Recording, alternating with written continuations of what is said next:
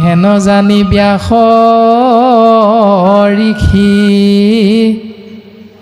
তুমি সৰ্বজান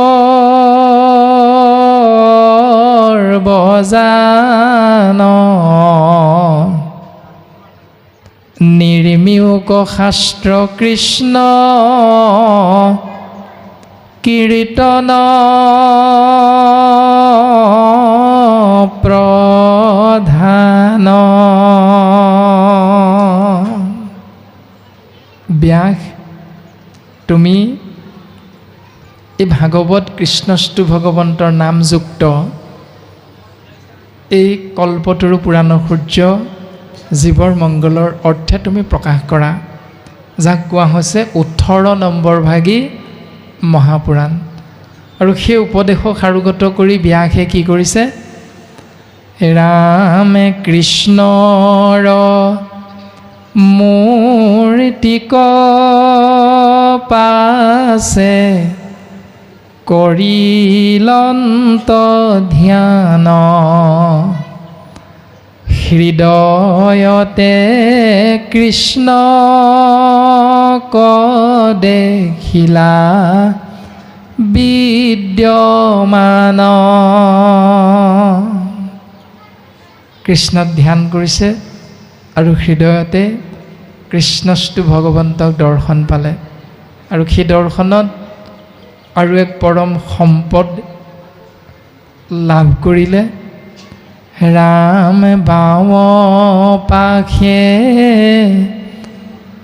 মায়া দক্ষিণত ভক্তি মাৱ দেখি ব্যাস ঋষিৰ ৰোমাঞ্চ ভৈল গাঁও। বাওঁফালে মায়াক দেখিছে, সোঁফালে ভক্তি মাতৃক দৰ্শন পালে। আৰু এই দৃশ্য দেখি ব্যাস ৰোমাঞ্চিত হৈ গৈছে। কৃপালু গুৰুজন বস্তুৱে ইয়াৰ দ্বাৰা আমি সমস্ত জীৱৰ সাজ সজ্জা পৰিধান কৰাৰ দৰ্শনটো প্ৰকাশ ঘটাইছে। বাওঁফালে যিহেতু মায়া আছে, গতিকে সেই মায়াক দমন কৰি ভক্তিক উজ্জীৱিত কৰাৰ এক দৰ্শন কৃপালু গুৰুজনাই শাস্ত্ৰসন্মতে উপদেশ প্ৰদান কৰিছে। আৰু মায়াৰ কৰ্ম কি, ভক্তিৰ কৰ্ম কি ব্যাসে সুন্দৰভাৱে বুজি পাইছে। ও মায়ায়ে বান্ধন্ত ভক্তি মাতৃমেলাৱন্ত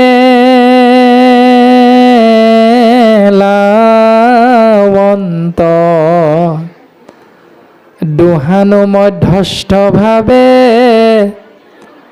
আশা ভগৱন্ত। মায়াই বান্ধি পেলাই জীৱক আৰু সেই বান্ধোনৰ পৰা মুকলি কৰিব পৰা একমাত্ৰ শক্তি গুণ ভক্তি মাতৃৰ লগতহে যোগ হৈ আছে। সেইকাৰণে ভক্তিৰ কৰ্ম হ'ল জীৱক বান্ধোনৰ পৰা মুকলি কৰি ৰখা। আৰু বান্ধোনৰ পৰা মুকলি হৈ থাকিব পৰা একমাত্ৰ সত্য বস্তু ভক্তিক দৰ্শন পোৱাৰ লগে লগে ব্যাসে কি কৰিলে? ৰাম বন্ধৰ মুখৰ হেতু দেখি ব্যাস ঋষি ভাগৱত শাস্ত্ৰ পাছে কৰিলা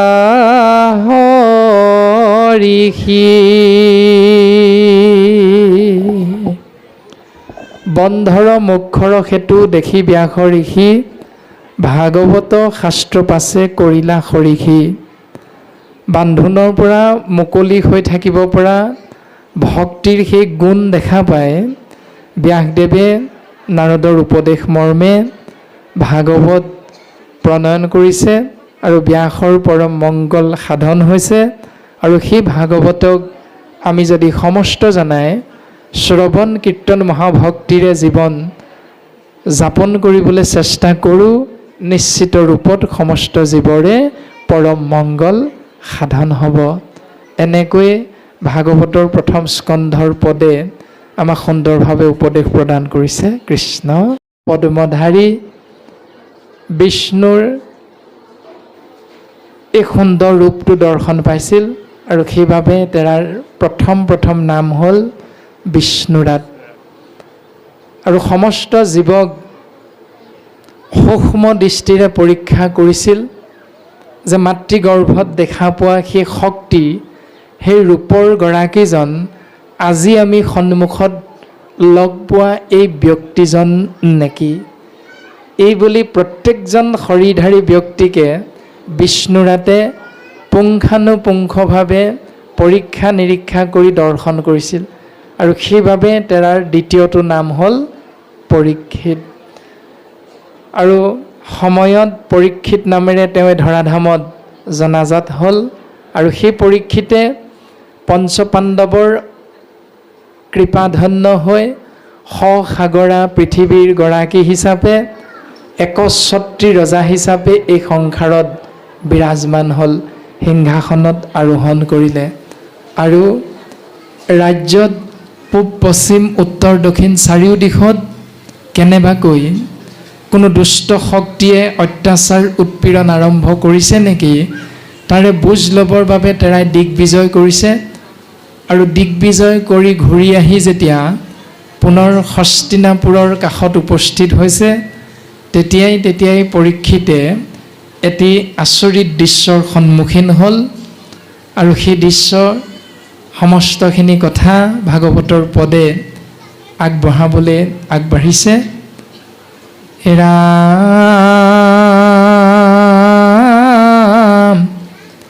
শুনিও শৌনক ঋষি বুলিল সুত, তহিতে আশ্চৰ্য যেন ভৈল ভূত।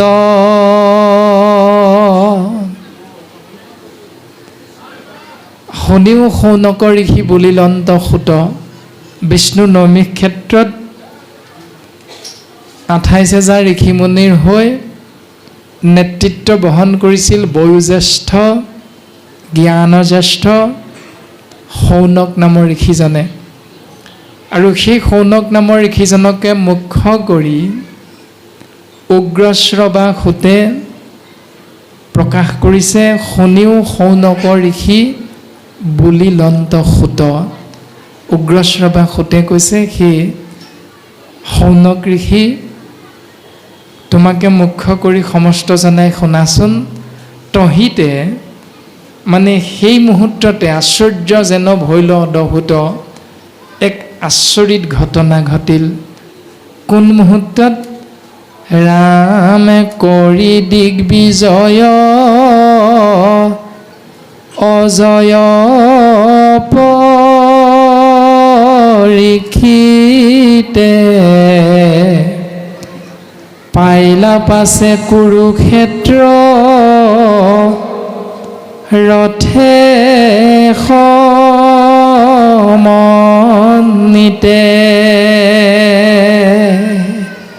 দিগ্বিজয় কৰি অপৰাজেয় বীৰ পৰীক্ষিতে আহি কুৰুক্ষেত্ৰ নামৰ সেই স্থানত উপস্থিত হৈছেহি। দেখিলা নৃপতি তৈতে বিচাৰি ফুৰন্তে, আচৈ ধেনু বৃষ দুয়ো দুখত কান্দন্তে। ৰজা পৰীক্ষিতে বিচাৰি দেখা পালে এক আচৰিত দৃশ্য। আচৈ ধেনু মানে গাই গৰু, বৃক্ষ মানে ষাঁড় গৰু, দুয়ো মানে দুইজনে দুখত কান্দন্ত, দুখত ম্ৰিয়মান হৈ আছে, কান্দি আছে। ৰামে মৃণাল ধবল বৃষ কাম্পৈত ৰতৰি চৰণত তাৰৈ ক্ষুদ্ৰ গোটে দণ্ড ধৰি। মৃণাল ধবল বৃষ কাম্পৈ তৰতৰি, অৰ্থাৎ শুক্ল বৰ্ণৰ ষাঁড় গৰুটোৱে ভয়ত আৰু দুখত কঁপি কঁপি কান্দি আছে, কিয়নো তাৰ চৰণত কাষতে ৰৈ থকা এজন ব্যক্তিয়ে হাতত এডাল লাঠি লৈ সেই লাঠিডালেৰে বগা বৰণৰ ষাঁড় গৰুটো মৰিয়াই মৰিয়াই তিনিওটা ঠেং ভাঙি পেলাইছে। সেইকাৰণে দুখত শোকত বিষত জৰ্জৰিত হৈ ষাঁড় গৰুটোৱে কান্দিছে, কঁপি আছে। ও ভয়তে তেজন্ত যেন মল মূত্ৰয়াতি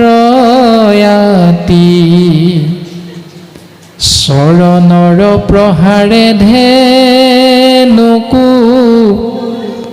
কৰৈ শাস্তি কান্দন্তে আচন্ত বহে লুটক নয়নে অনাথক মাৰৈ যেন দুৰ্জন তেন্তুনে।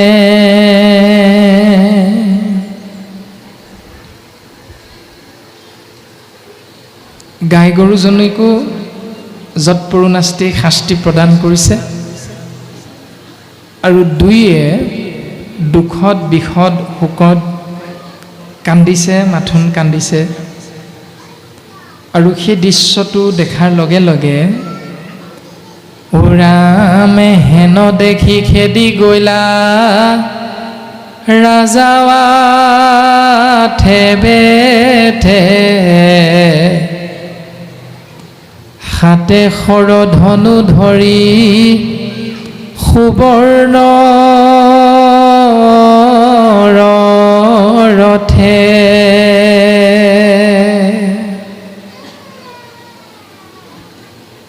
হেন দেখি খেদি গৈলা ৰাজা আঠে বেঠে হাতে শৰ ধনু ধৰি সুবৰ্ণৰ ৰথে। যিখন ৰথত উঠি ৰজা পৰীক্ষিতে দিগ্বিজয় কৰিছে, সেই ৰথখন আছিল সোণৰ ৰথ।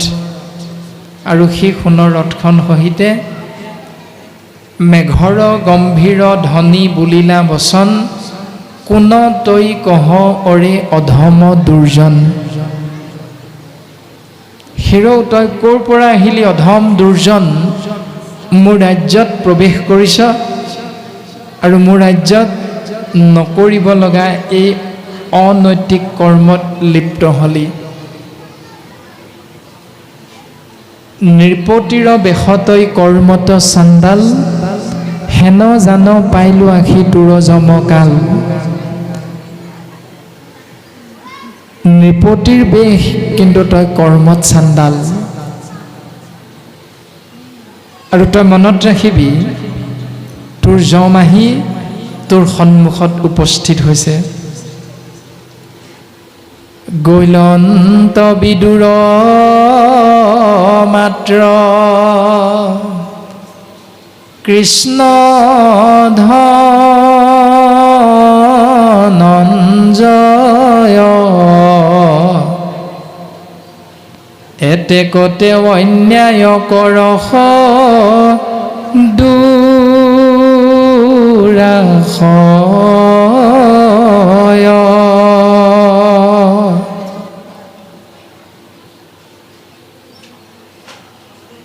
কৃষ্ণ ধনঞ্জয় ধনঞ্জয় মানে অৰ্জুন এই পৃথিৱীৰ পৰা আঁতৰি যোৱা বৰ বেছি দিন হোৱাই নাই। সেইকাৰণে হয়তো তই ভাবিছ যে সংসাৰত অন্যায়ৰ প্ৰতিবাদ কৰিব পৰা দ্বিতীয় শক্তি জন্ম হোৱা নাই, আৰু সেইকাৰণে তই অন্যায় অত্যাচাৰ কৰিছ জীৱৰ ওপৰত। ভগৱন্ত কৃষ্ণ তত্ত্ব আৰু গাণ্ডীৱধাৰী অৰ্জুন এই সংসাৰৰ পৰা আঁতৰি যোৱা বৰ বেছি দিন হোৱাই নাই। তই ভাবিছ যে তোক বাধা দিবৰ বাবে শক্তিমন্ত পুৰুষ এই সংসাৰত জন্ম হোৱাই নাই। যদি এনেকৈ ভাবিছ তেতিয়াহ'লে তোৰ এইটো ভুল। সেইকাৰণে হয়তো তই এতেকতে অন্যায় কৰশ দুৰাশয়, সেইকাৰণে তই অন্যায় কৰিছ।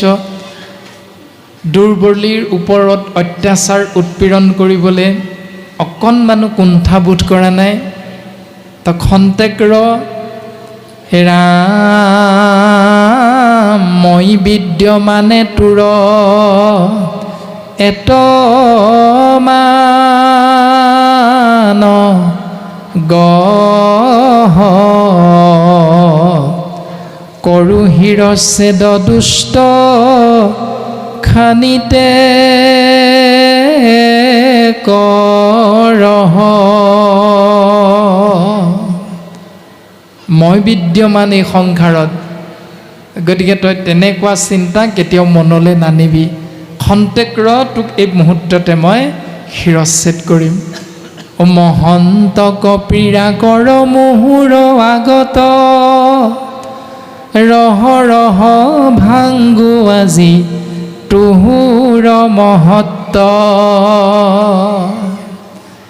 এহি বুলি পৰীক্ষিত পৰম মহন্ত ধেনু বৃষ ভক দুইকো সম্বোধি মাতন্ত।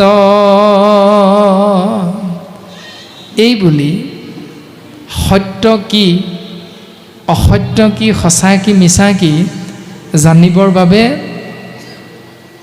গাই গৰু আৰু ষাঁড় গৰু দুইজনৰ প্ৰতি শ্ৰদ্ধা সন্মান নিবেদন কৰি সেৱাভাগ আগবঢ়াই দিছে। অ ৰামে কোন তুমি আছা শুক্ল বৃক্ষৰূপধাৰী, কোনে বা তোমাৰ ভাঙিলে তিনি ভৰি। কোৱাচোন, বগা বৰণৰ সেই ষাঁড় গৰু ৰূপত তুমিনো প্ৰকৃততে কোন? আৰু তোমাৰ যে তিনিখন ভৰি ভগা অৱস্থাত আছে, তাৰ বাবে প্ৰকৃততে দুখী কোন? কৃষক ভ্ৰমীয়া এক পাৱে মহাশয়,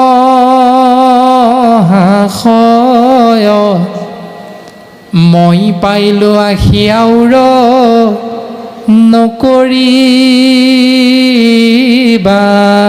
ভয়। তুমি এখন ভৰিত ভৰ দি কিয় এই সংসাৰত দুখ কষ্ট কৰি তুমি ঘূৰি ফুৰিব লগা হৈছে? মই আছোঁ তোমাৰ কাষত, তুমি ভয় নকৰিবা। প্ৰকৃততে কাৰ দুখ বা কি দুখৰ বাবে তোমাৰ এই শাস্তি গ্ৰহণ কৰিব লগা হ'ল, সঁচা কথা তুমি মোৰ আগত প্ৰকাশ কৰা। অ ৰাম ৰাম নাকান্দা নাকান্দা মাও ধেনুৱেৰা খেদ, কৰোঁ আজি তোমাৰ শত্ৰুৰ কন্ধছেদ। হে গোমাতা, তুমি নাকান্দিবা। যে তোমাৰো কিয় এই দুখ হৈছে কোৱাচোন? তোমাৰ শত্ৰুক আজি মই বিনাশ কৰিম, তোমালোকে অকণমানো চিন্তা নকৰিবা। সঁচা কথা কোৱা। কৃষ্ণৰ সেৱক ইটো ৰাজাৰ ৰাজ্যত কেৱে নতু কৰে আশী দ্ৰোহ হেন মত। আমি কৃষ্ণৰ সেৱক ৰজা, গতিকে মোৰ ৰাজ্যত এনেকুৱা অত্যাচাৰ উৎপীড়ন কৰিবলৈ কাৰ ইমান সাহস? যদি দেৱে কৰে তোমাক শাক হেন দণ্ড, যদি কোনো দেৱতাই তোমাক এই দণ্ড শাস্তি প্ৰদান কৰিছে, তাহাৰো চেদিব শালংকৃত বাহুখণ্ড, তাৰো অলংকাৰ সহিতে সেই বাহু মই খণ্ড খণ্ড কৰি কাটিম। তোমালোকে ভয় নকৰিবা, মই অভয় প্ৰদান কৰিছোঁ, তোমালোকে সত্য কথা মোৰ আগত প্ৰকাশ কৰা। অ হেন শুনি ধৰ্মে তাংক দিলন্ত উত্তৰ, কি কহিব কথা মই তোমাৰ বংশৰ। অভয়বাণী লাভ কৰি ধৰ্মৰাজে উত্তৰ দিছে যে সেই ৰাজন, তোমাৰ বংশৰ গৌৰৱৰ কথা মই কিমান কম, কৈ কৈ শেষ কৰিব নোৱাৰোঁ। যাৰ গুণে তুষ্ট শুয়া বসুদেৱ সুত, হুৱন্ত সাৰথি কটু সভাসদূত, কৰন্ত মন্ত্ৰণা কটু মন্ত্ৰী হুয়ায়াতি, নিদ্ৰায়ে থাকা ৰাতি। যাৰ গুণত তুষ্ট হৈ সৃষ্টি স্থিতি প্ৰলয়ৰ গৰাকী বসুদেৱৰ পুত্ৰ শ্ৰীকৃষ্ণ তত্ত্বই অৰ্জুনৰ ৰথৰ সাৰথি হৈ কৰ্ম কৰিছিল।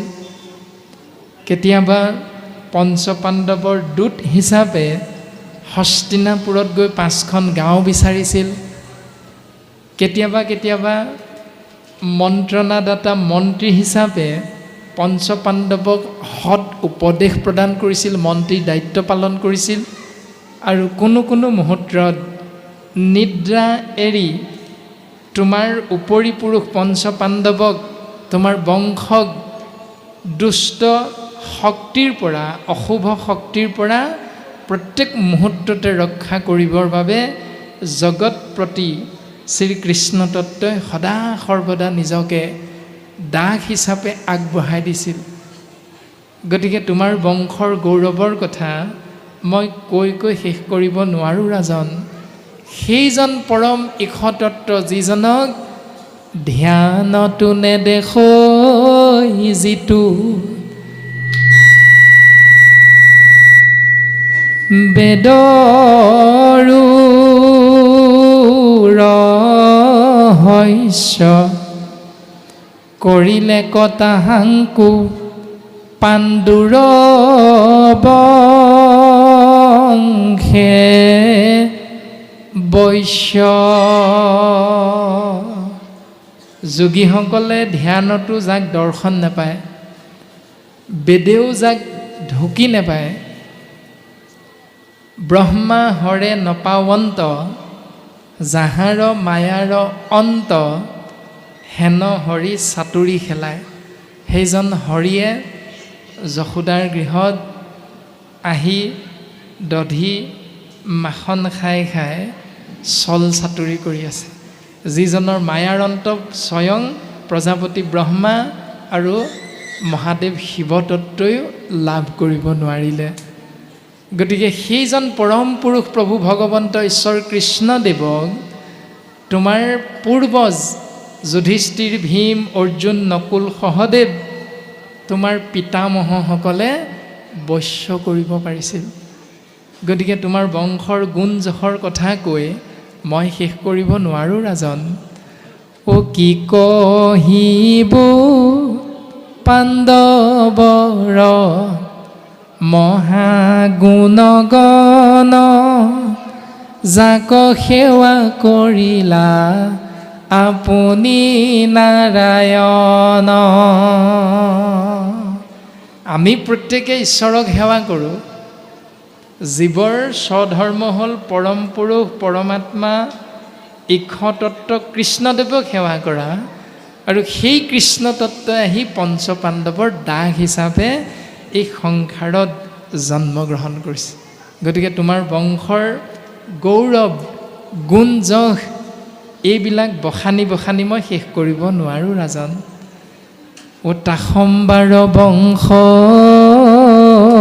তুমি পৰম পবিত্ৰ, দিবাহা অভয়দান আত কোন চিত্ৰ। সেই বংশৰে তুমি সন্তান। গতিকে তুমি যে আমাক অভয় দিছা, নিদিয়া হ'লেহে এইটো আচৰিত কথা হ'লহেঁতেন। কাৰণ তেনেকুৱা এটা বংশৰ এজন উত্তৰাধিকাৰী হৈ তুমি যদি আমাক অভয়দান নিদিলাহেঁতেন, কাললৈ এইটো কুখ্যাতি থাকি গ'লহেঁতেন। গতিকে তুমি যে আমাক অভয়দান দিছা, এইটো তোমাৰ বংশৰ গৌৰৱ, তোমাৰ তেজতো প্ৰবাহমান হৈ আছে ৰাজন। গতিকে আমি কওঁ, তুমি সুধিছা আমাৰ অৱস্থাটোৰ বাবে প্ৰকৃততে দুখী কোন জানিবৰ বাবে ইচ্ছা কৰিছা। হে ৰাজন, আমি তোমাক কওঁ, তুমি নিজেই চিন্তা কৰিবা কোন প্ৰকৃততে দুখী। ওৰা কোনে দুখ দেৱ যিটো, পুছিলা সংশয়, কহিব নোৱাৰো তাংক নৃপতি নিশ্চয়। জ্ঞানী বোলে দেৱ দুখ, আত্মায়ে আত্মাক কুতৰ কি পণ্ডিতে দুখ, নানা দেৱতাক। ৰাজন, তুমি যিটো উত্তৰ বিচাৰিলা আমাৰ পৰা, আমি তোমাক উত্তৰ দিবলৈ আগবাঢ়িছোঁ। তুমি শুনাচোন ৰাজন, যদি আমাক সোধা প্ৰশ্নটো তুমি আমাক নুসুধি এজন জ্ঞান মাৰ্গৰ ব্যক্তিক সুধিলাহেঁতেন, তেতিয়াহ'লে সেই জ্ঞান মাৰ্গৰ ব্যক্তিজনে এই অপৰাধটোৰ বাবে অপৰাধী বা দুখী বুলি কাৰ নামটো ক'লে তুমি জানানে ৰাজন? তেওঁলোকে ক'লেহেঁতেন, আত্মাই আত্মাক দুখ দিছে। কোনো ব্যক্তি নামটো নলয়। যদি জ্ঞান মাৰ্গৰ কোনো এজন ব্যক্তিক সুধিলেহেঁতেন তোমাৰ এই অৱস্থাটোৰ বাবে দায়ী কোন, তেতিয়া সেই ব্যক্তিজনে ক'লেহেঁতেন যে এইটো আত্মাই আত্মাক দুখ দিছে।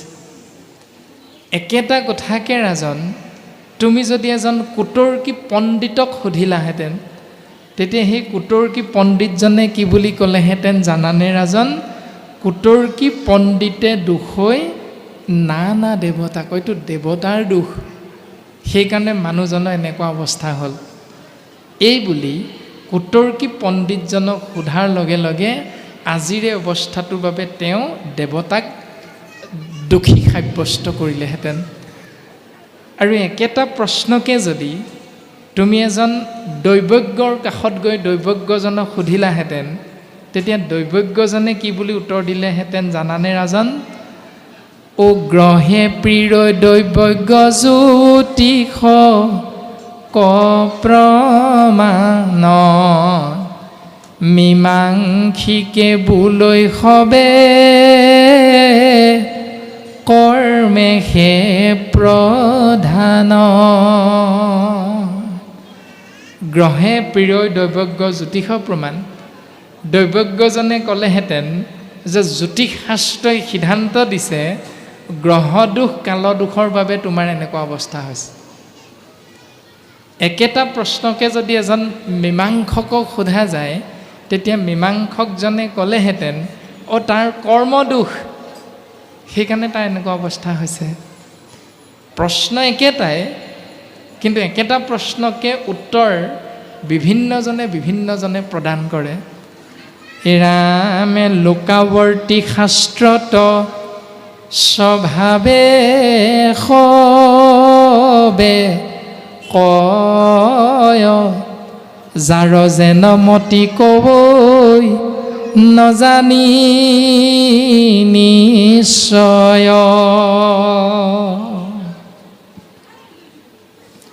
লোকাৱৰ্তী শাস্ত্ৰ মানে সময়ৰ লগে লগে মানুহৰ মুখে মুখে প্ৰচলিত কিছুমান কথাক নীতি নিয়মলৈ সমাজে পৰিণত কৰি দিয়ে বোলে আমাৰ ককাহঁতে এনেকুৱা কৰি থকা আমি দেখি আহিছিলোঁ সেইটোৱে উত্তৰাধিকাৰী সূত্ৰে আমি জীৱবিলাকে পাছৰ প্ৰজন্মই সেইটো নিয়ম নিচিনাকৈ পালন কৰিবলৈ আগবাঢ়োঁ সেই তেনেকুৱা নীতি নিয়ম পালন কৰা সেই চিন্তাধাৰাটোক কোৱা হৈছে লোকাৱৰ্তী শাস্ত্ৰ গতিকে লোকাৱৰ্তী শাস্ত্ৰৰ সিদ্ধান্ত হ'ল স্বভাৱে হবে কয় হেৰ তাৰ স্বভাৱটোৱে তেনেকুৱা বোলে কেনেকুৱা বাপেকৰ দেখিছিলা নাই ককাকৰো একেই স্বভাৱ তাৰ পাছত দেউতাকৰো একে স্বভাৱ এতিয়া নাতিয়েক বা পুতেকৰ স্বভাৱটো তেনেকুৱা নহ'ব কেলে আমাৰ সমাজত এনেকুৱা নীতি নিয়মবিলাক চলি থাকে গতিকে ৰাজন পৰীক্ষিত